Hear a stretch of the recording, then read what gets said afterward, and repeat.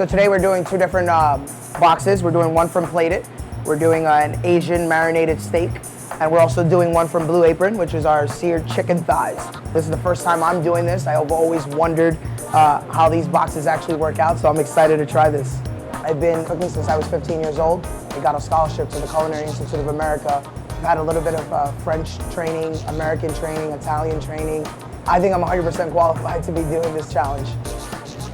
We got the lettuces, rice wine vinegar, some sesame oil. We have a little bit of hot sriracha, blue agave, sesame seeds, soy sauce, and a little fish tube, and a pear. We have some basil, and of course the steak, Pat La Frita. If you get something from Pat La Frita, you know you're getting quality meat, so I think that's very important to see there. This is something that I'm gonna have to do that I don't normally do, is follow directions.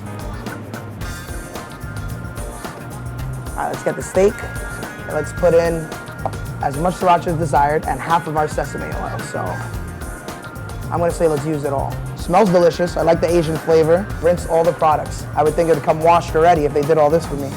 Honestly, I'm gonna have to pick through it to make sure I get the best pieces of the lettuce. On a scale of 1 to 10, I would say about a 5 or 6. I've been cooking since I was 15, so for me it's just a natural habit of just tasting as I'm going, and now I'm like following this recipe and hoping I did a great job. I feel like I missed something.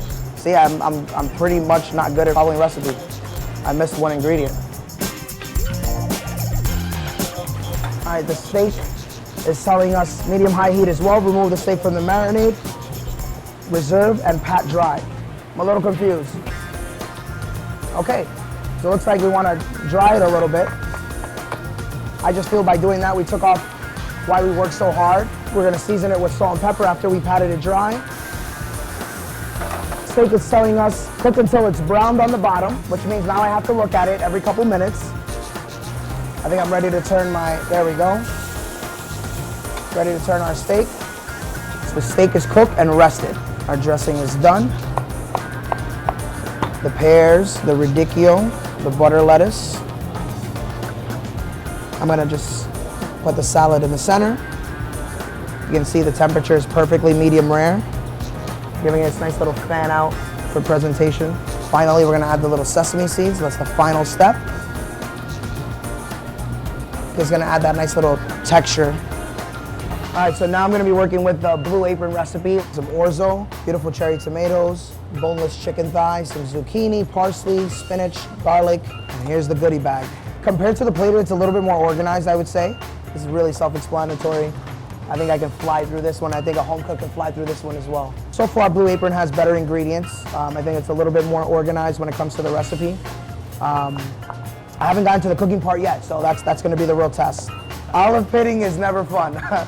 Maybe pitted olives would be nice, but I guess let the cook work a little bit. So season both sides with salt and pepper and the spice blend. We're gonna cook to 5 to 7 minutes per side, so anywhere from 10 to 14 minutes total. So I wanna put the orzo on while I'm cooking the chicken, since the chicken takes the longest. It's telling me to take the food out of the saute pan and save it. And we're gonna add our vegetables right into it. So it's gonna really add that layer of flavor, which I really like. This is like the little chef secret. It's using the same pan that you cook your protein. So all the little bits and flavors are gonna scrape off the pan and right into your dish, which I love. So the only thing that this recipe didn't tell me to have on hand is olive oil. So I'm assuming that all these recipes let you know that you have to have certain things in-house beforehand when you buy this. Add our cherry tomatoes. We're gonna add the spinach now.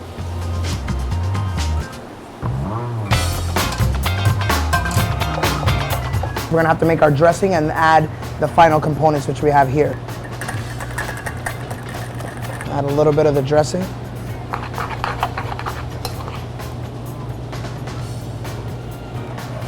Let's just add the chicken in the middle, the orzo.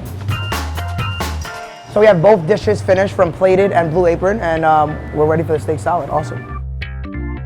Try to get everything in one bite.